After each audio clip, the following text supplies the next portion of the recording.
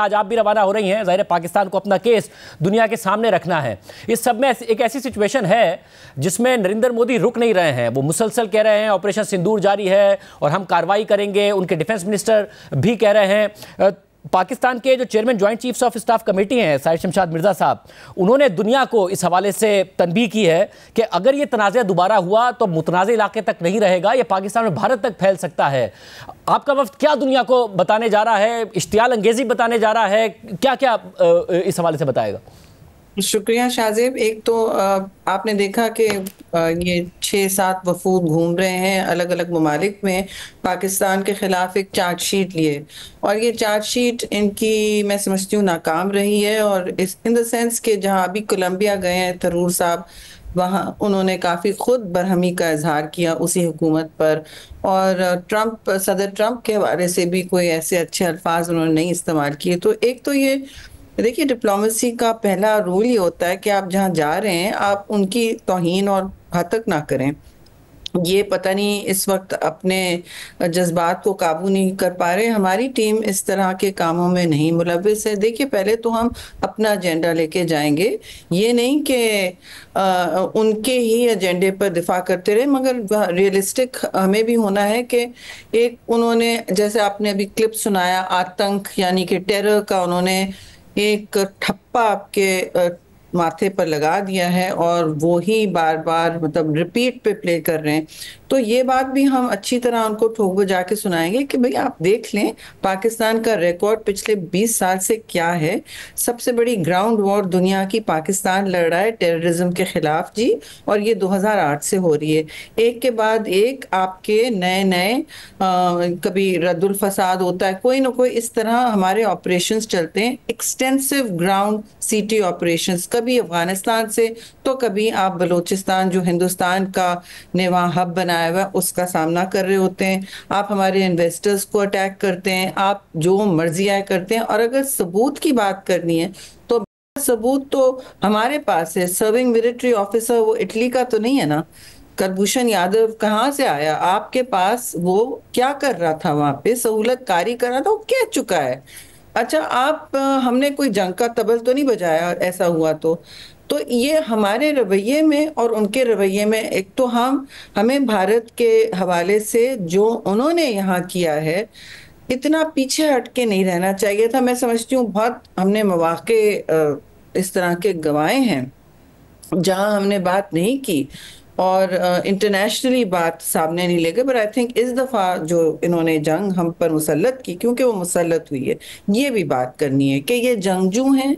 ये एक ऐसी डॉक्ट्रिन लेके बैठ गए हैं जिसमें फुस्तायत का रंग उनके RSS ideology, Hindutva Republic ideology कुट कुट के आ चुका है।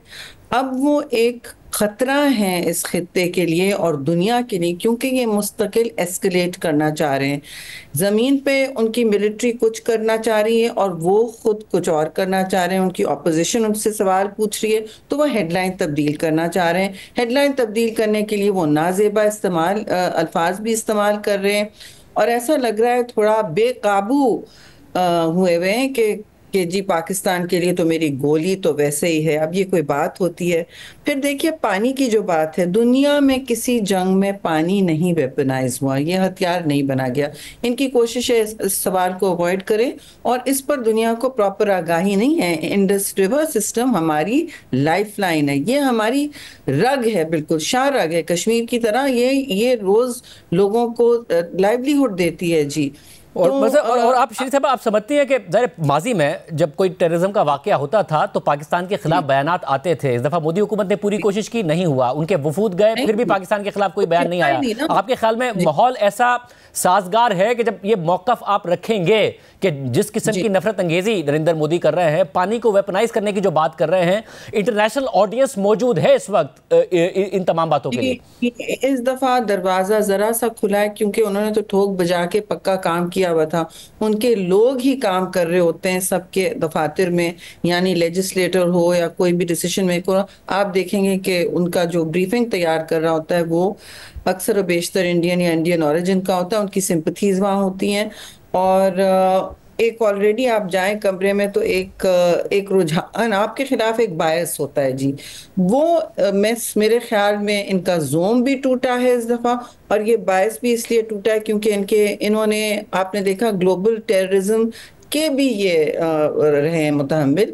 इन्होंने क्या क्या नहीं किया है। कनाडा के हवाले से आपको याद है वहाँ क्या हुआ, सिक्स के हवाले से जो मारे गए।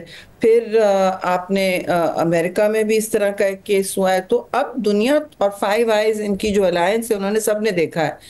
ये अब दुनिया थोड़ी सी चौकन्नी हुई है कि देखिए ये तो जो काम कर रहे हैं, और ख़ास तौर से अपने मुल्क में एथनिक क्लेंसिंग और नस्ल कुशी कश्मीर में जो कर रहे हैं, वो किसी के नज़र से अब ओझल नहीं होनी चाहिए। वो आने नहीं देते लोगों को वहाँ, वो अलग बात है, लेकिन हमारा काम ज़रूर ये है कि हम अपना एजेंडा ज़रूर सामने रखें। और इन्होंने जो तहमत और बहतान की सियासत की है, इन्होंने खारजा पॉलिसी को बहतान को खारजा पॉलिसी बना लिया है। तो ये सारा हमें फेस करना है। आई एम वेरी कॉन्फिडेंट कि जी हम कर पाएंगे। और एक ऐसी सिचुएशन में जब पाकिस्तान मुसलसल अमन की बात कर रहा है, वजीर आजम पाकिस्तान का मौक़िफ़ आता है कि जब हम डायलॉग के लिए तैयार हैं, हम अमन की बात करते हैं। ज्वाइंट चीफ का आ रहा है, वो दुनिया को खबरदार कर रहे हैं कि जी इस दफ़ा क्योंकि जो मुतनाज़ इलाके से बात बाहर गई है, तो आइंदा दोनों ममालिक में जंग बहुत ज़्यादा फैल सकती है। दुनिया का कंसर्न कितना होगा, जिसको आप जाके जब बताएं कि जी ये दो एटॉमिक ममालिक हैं, एक का वजीर आजम है, वो मुसलसल जंग की बात कर रहा है और जंग के दहाने पे दोनों आ गए थे। आपको लगता है दुनिया बहुत कंसर्न होगी इस बात से जब आप ये बात और जाके आगे बढ़ाएंगे? आपने दरिया को कूजे में समेट लिया। देखिए यही बात है मैच्योरिटी की। आपका कहीं रिस्पांस इमेच्योर नहीं रहा है।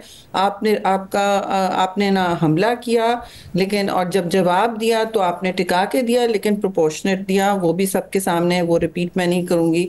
लेकिन जो खास तौर से न्यूक्लियर एस्केलेशन की बात है, देखिए जब आपके पास इस तरह के हथियार होते हैं, एटमी हथियार होते हैं, तो आपको फूंक फूंक के कदम लेना होता है कि आपकी जंग कहीं ऐसे मिस एडवेंचर में या किसी, आप देखिए गलतियां भी हो सकती हैं। इनका एक मिसाइल गिरा था गलती से हमारे यहाँ, आपको याद है कुछ महीने पहले। जी। तो ये गलती किसी से भी हो सकती है, बट न्यूक्लियर ममालिक गलतियां नहीं अफोर्ड कर सकते।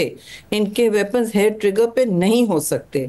तो ये बात जरूर होनी है कि देखिए ये अभी भी बात को कहते हैं कि ऑपरेशन सिंदूर खत्म नहीं हुआ, मतलब मजाका खेज बात है। लेकिन आप अपने ऑडियंस को जो भी कह रहे हैं, आप चाहते क्या हैं? आप बार बार ऐसा मुझे तो इम्प्रेशन ये है कि ये मुस्तकिल जंग चाहते हैं, परमानेंट वॉर और परपेचुअल क्राइसिस, यानी कि इश्तियाल अंगेजी इनकी चलती रहे, खित्ता मुस्तकिल एक बॉयल पे रहे, और कोई किस्म की स्टेबलाइजेशन या इस्तेकाम ना हो सके। तो ये इश्तियाल अंगेज रियासत हिंदुत्व रिपब्लिक बन गई है। इन्होंने जो मुल्क में किया वो अब मुल्क के बाहर भी कर रहे हैं। तो ये अब जो लोगों को ये बात नजर आने लगी, तो we have to open this door.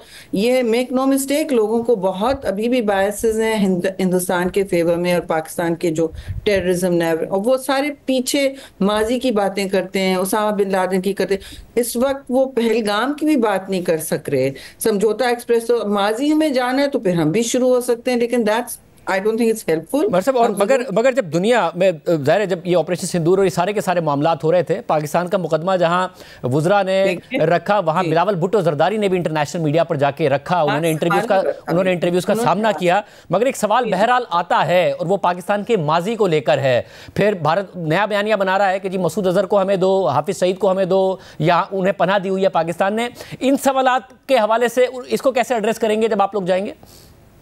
नहीं, ने कलभूषण यादव को पनाह दी हुई है, और जहाँ तक हाफिज सईद हैं वो जेल में हैं, वो अरेस्टेड हैं। इस तरह की 900 फैसिलिटीज बंद कर दी गई हैं जो एक ज़माने में कहा जाता था कि ये ट्रेनिंग कैंप्स हैं।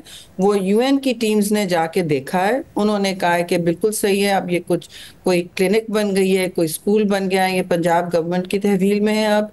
और ये सारी जो हाफिज सईद का नेटवर्क था, उस पर तो बहुत सारी गिरफ्तारियां हुई हैं। और मसूद अजहर के हवाले से तो किसी को पता नहीं वो कहाँ है। इनको पता है, इनके जो दहशतगर्द भागते हैं तब इनको पता होता है कहाँ जाते हैं। देखिए एक जो भी ज़माना था वो ज़माना नहीं है आज। वो कश्मीर में देखें, अब जो मकबूजा कश्मीर है इलीगल, वहां देखें क्या हालात हैं, और हमें जवाब दें कि आप न्यूट्रल इन्वेस्टिगेशन से क्यों भाग रहे हैं। जब इस तरह 21वीं सदी में अब आपके पास कुछ छुपाने को है ना, आप जज जूरी एक्सिक्यूशनर बनना चाहते हैं लेकिन आप न्यूट्रल इन्वेस्टिगेशन से भाग रहे हैं, तो आपके आपके दिल में तो चोर है ना। हम कह रहे हैं जी हम शफाफ हैं, आप किसी को बुला लें, आप चेक कर लें। हम ये भी कहते रहते हैं वक्तन फवक्तन कि देखिए हम आपको जब भी अमन की पेशकश करते हैं आप समझते हैं ये वीकनेस है, तो उन्होंने हमारा जवाब तो देख लिया। मैं जंग को कभी ग्लैमराइज नहीं करूंगी, लेकिन उन्होंने टिका के हमारा जवाब देखा। उसके बाद जब उनको समझ नहीं आ रही है कि ये नया स्ट्रेटेजिक बैलेंस किस तरह ये बैठेगा किस तरह, क्योंकि उन्होंने तो खित्ते में बल्कि पूरे इंडो पैसिफिक में उन्होंने तो वादा किया हुआ था अमेरिका से कि हम आपके नेट सिक्योरिटी प्रोवाइडर हैं। अब वो अमेरिका भी सोच रहा है भाई कि आप किस तरह नेट सिक्योरिटी प्रोवाइडर पूरे एशिया पैसिफिक को हैं, जिसका उन्होंने नाम इंडो पैसिफिक कर दिया कि इंडिया मैनेज करेगा, वो किस तरह पुलिसमैन बनेगा। वो तो पाकिस्तान को फेस ऑफ नहीं कर सकता, तो चाइना तो उसके लिए बहुत बड़ा हाथी है। तो ये सारे सवाल सबके सामने हैं जी।